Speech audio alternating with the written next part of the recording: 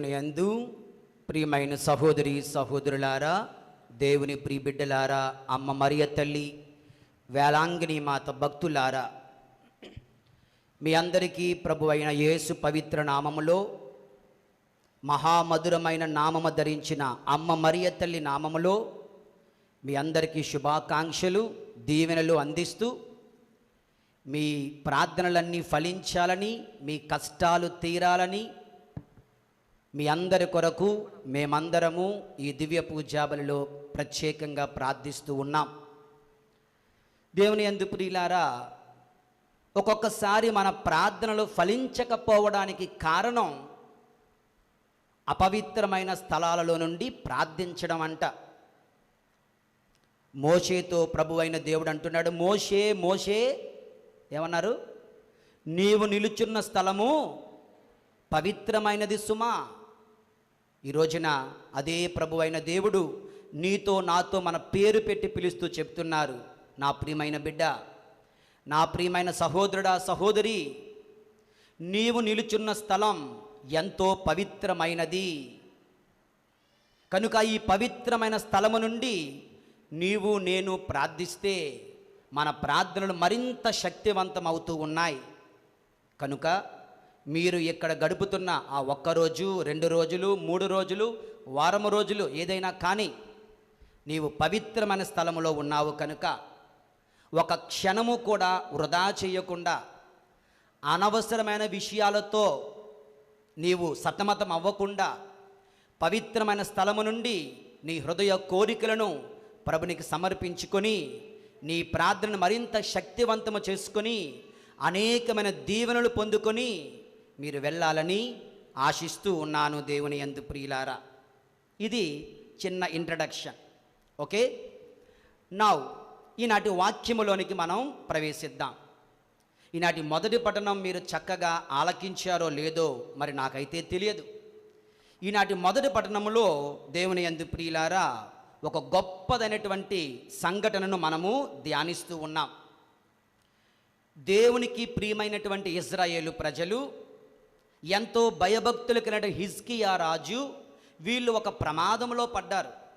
ఏంటా ప్రమాదం అంటే, అస్సిరియా రాజు తన యొక్క ప్రధాన సైన్యాధిపతిని సన్హెరీబును పంపించి ముట్టడి చేస్తున్నాడు. ముట్టడి చేస్తూ, ఎగతాళి చేస్తూ, అవహేళన చేస్తూ ఉత్తరం పంపిస్తున్నాడు. దేవుని బిడ్డ అయిన హిజ్కియా రాజుకి ఏమని? ఇదిగో ఐగుప్తు నుండి సహాయం వస్తుంది అనుకుంటున్నావా పిచ్చివాడా? యెహోవా దేవుడు నిన్ను కాపాడుతాడు అనుకుంటున్నావా పిచ్చివాడా? అంత లేదు నీకు, నిన్ను ఎవ్వడూ కాపాడలేడు. అస్సిరియా చాలా గొప్పదైనటువంటి సైన్యం, నిన్ను నాశనం చేయబోతుంది, సిద్ధంగా ఉండు అని వెక్కిరిస్తూ ఉత్తరం రాసి పంపించాడు. హిజ్కియా రాజు ఆ ఉత్తరాన్ని చదివి ప్రార్థన చేస్తున్నాడు. దేవుని యందు ప్రియులారా, ఇజ్రాయేలు ప్రజలు దేవునికి ప్రియమైన వాళ్ళ కష్టములో ఉన్నారు. నీవు దేవునికి ప్రియమైన వాడివి కష్టములో ఉన్నావేమో. అస్సిరియా రాజు లేదంటే సైన్యాధిపతి వెక్కిరిస్తున్నాడు. ఈ లోకములో ఎందరో నిన్ను నన్ను మన కష్టాలను చూసి బాధలను చూసి వెక్కిరిస్తున్నారేమో. అయితే హిజ్కియా రాజు ప్రార్థన చేయడం మొదలుపెట్టాడు. ఎంత చక్కని ప్రార్థనో తెలుసా? బైబిల్ ఉన్న వాళ్ళు దయచేసి చదవండి, ఒకసారి చూడండి. ఇజ్రాయేలు దేవుడు అయిన ప్రభు ఆయన చేస్తున్న ప్రార్థన, నీవు వైభవోపేతమైన సింహాసనముపై ఆసీనమై ఉందువు, నీ ఒక్కడవే దేవుడువు, సామ్రాజ్యములన్నిటినీ ఏలువాడవు నీవే, భూమి ఆకాశమును సృజించిన వాడవు నీవే. మరి నీవు వీనులొగ్గి, నీవు చెవియొగ్గి నా ప్రార్థన ఆలకించుము, నీ కన్నులిప్పి నా కష్టము చూడుము, సజీవుడైన నిన్ను ఆయన కించపరచడమేమిటి అని ఆయన ప్రాధేయపడగా, ప్రార్థించగా దేవుడు ప్రార్థన ఆలకించాడు. దేవుని యందు ప్రియులారా, దేవుడు ఆ ప్రార్థన ఆలకించి యోషియా ప్రవక్తను పంపించి చెప్తున్నాడు, నీవు చెప్పు నా మాటగా. ఆ సైన్యాధిపతి ముట్టనైనా ముట్టుకోలేడు, ఎలాగొచ్చాడో అలాగే పారిపోతాడు. ఓకే, హలో వింటున్నారా? దేవుని యందు ప్రియులారా, ఆ రాత్రికి రాత్రే దేవుడు తన దేవదూతను పంపించాడు. ఆ దేవదూత ఏం చేశాడంట, ఖడ్గము పట్టుకొని వచ్చి శత్రు సైన్యములో ఉన్నటువంటి వారిని 185,000 మందిని తునుమాడాడు, చంపిపడేశాడు. దేవుని బిడ్డల జోలికొస్తే, ఆ దేవుని బిడ్డలు ఆ ప్రభునిపై ఆధారపడితే దేవుడు చూస్తూ ఊరుకోడు. దేవుడు తన దేవదూతను పంపిస్తాడు. దేవుడు ఖడ్గమనిచ్చి తన దేవదూతను పంపిస్తాడు. దేవుని యందు ప్రియులారా, ఆ దేవదూత శత్రువులను చిత్తు చిత్తు చేసి పంపించగా ఎలాగైతే వచ్చాడో అలాగే ఆయన పారిపోయాడు. ప్రియమైనటువంటి సహోదరి సహోదరులారా, ఇది ఈనాటి మొదటి పట్టణంలో మనము చూస్తున్నటువంటి ఈ సంఘటన, గొప్ప అద్భుత సంఘటన. దేవుని యందు ప్రియులారా, మరి ఈ రోజున అమ్మ మరియ తల్లి సన్నిధిలో ఉన్నాం కదా, వేలాంగిని మత సన్నిధిలో ఉన్నాం కదా. ఈ వాక్యాన్ని మన జీవితాలకు అన్వయించుకుంటే ఎవరా దేవదూత? నేను అనుకుంటున్నాను ఆ దేవదూతే మన దేవమాత.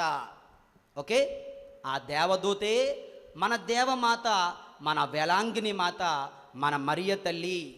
ఆ దేవదూత చేతిలో కత్తి ఉన్నట్లుగా ఆ కత్తి కావచ్చు దేవుని యందు ప్రియులారా జపమాల శక్తి, లేదా మంగళవార్త జపం, ఇంకా చెప్పాలంటే అమ్మ మరియ తల్లి నామం, మృదు మధురమైన నామం, ఆవే మరియా అను పవిత్రమైన నామం. దేవుని యందు ప్రియులారా, మధురమైన మహిమగల నామం అమ్మ మరియ తల్లి నామం, పవిత్రమైన నామం అమ్మ మరియ తల్లి నామం. నేను చెప్పే మాటలు కాదు కానీ పునీతులు చెబుతున్న కొన్ని మాటలను మరియ తల్లి మృదు మధుర నామం ఎంత శక్తివంతమైనదో, ఆ దేవదూత చేతిలో కత్తి ఎంత శక్తివంతమైనదో, మన చేతిలో, మన నోటిలో, మన హృదయములో మనము పలుకుతున్న అమ్మ మరియ తల్లి నామం ఆవే మరియా అంత శక్తివంతమైనది.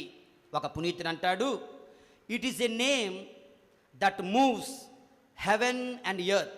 అంటే పరలోక భూలోకములను కదిలించగలిగే నామం అమ్మ మరియ తల్లి నామం. చెప్పండి అందరూ, పరలోక భూలోకములను కదిలించగలిగే నామం అమ్మ మరియ తల్లి నామం.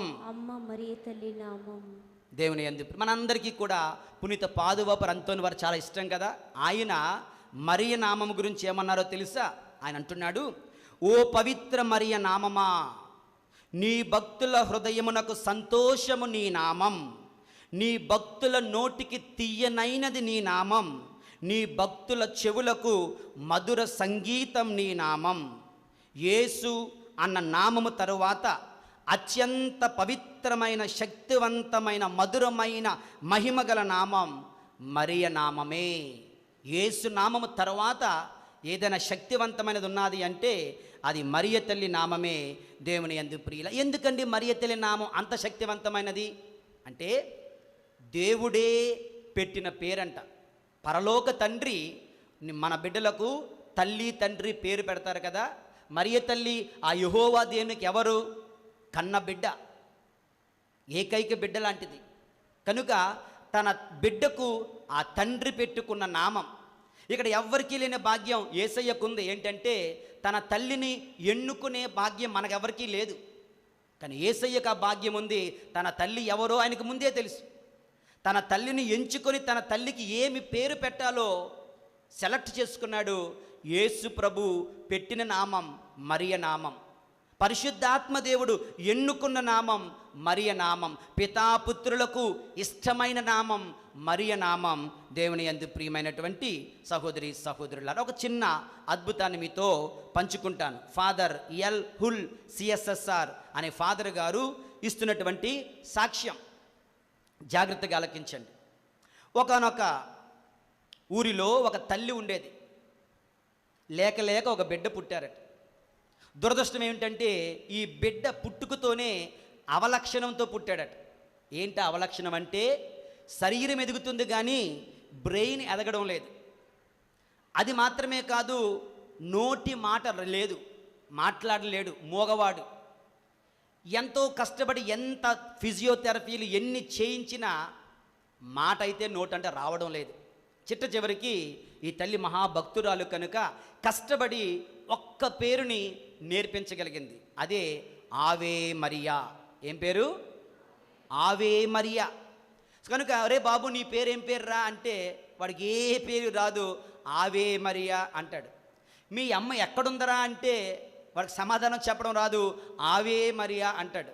అరే బాబు అన్నం తిన్నావా అంటే ఆవే మరియా అంటాడు. బాగున్నావా అంటే ఆవే మరియా అంటాడు. ఎక్కడికి వెళ్తున్నావు అంటే ఆవే మరియా అంటే. ప్రశ్న ఏదైనా కానీ సమాధానం ఒకటే. ఏంటి సమాధానం? కొంచెం గట్టిగా, మరి కొంచెం గట్టిగా, ఆవే మరియా. ఇంకా వీళ్ళందరూ ఏం చేశారంటే ఆడి పేరు కూడా మర్చిపోయారట. ఆడి పేరు ఏం పేరు? ఆవే మరియా అబ్బాయి. ఏ అబ్బాయి? ఆవే మరియా అబ్బాయి అని పేరు పెట్టేశారు. అయితే చెప్పాను కదా, శరీరం ఎదుగుతుంది, బ్రెయిన్ ఎదగలేదు, అనారోగ్యం క్షీణించింది, పిల్లవాడు చనిపోయాడు. ఊరు వాళ్ళందరూ బాధపడ్డారు, అందరూ ఏడ్చారు. మంచి పిల్లవాడు, ఆవే మరియా అబ్బాయి, ఆవే మరియా అబ్బాయి అని పిలిచి ఆయన్ని సమాధి చేసేశారు. సమాధి చేసినటువంటి కొన్ని గడియలకే ఒక అద్భుతం అక్కడ చోటు చేసుకుందంటే దేవుని యందు ప్రియులారా. ఆ సమాధి మీద నుండి ఒక లిల్లీ పుష్పం అక్కడ వికసించిందంట. దానికి చక్కని లిల్లీ పువ్వులు పూస్తున్నాయంట. వీళ్ళందరూ ఆశ్చర్యపోయారు. ఈ లిల్లీ పుష్పం సమాధి మీద నుంచి రావడం ఏంటి, దీని ఆంతర్యం ఏమిటో, రహస్యం ఏమిటో చూద్దామని వాళ్ళు తవ్వడం మొదలుపెట్టారంట సమాధిని.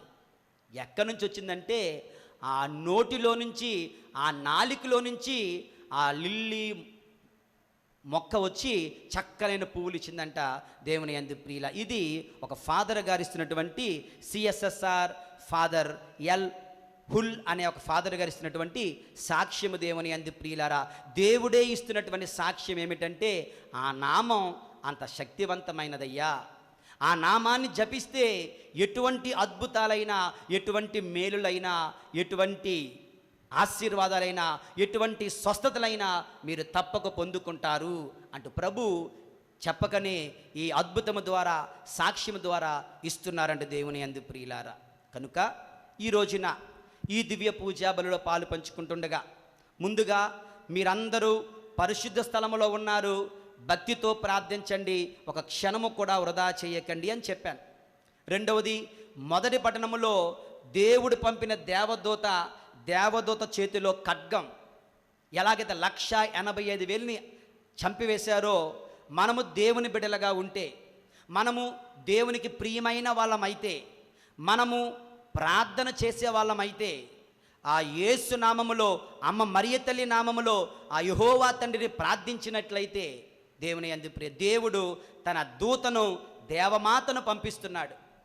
ఆ దూత చేతిలో ఖడ్గము వలె జపమాల, అమ్మ మరియ తల్లి మంగళవార్త జపము, లేదంటే ఆవే మరియా అను ఆయుధాలను మన ముందు ఉంచుతూ ఉన్నారు.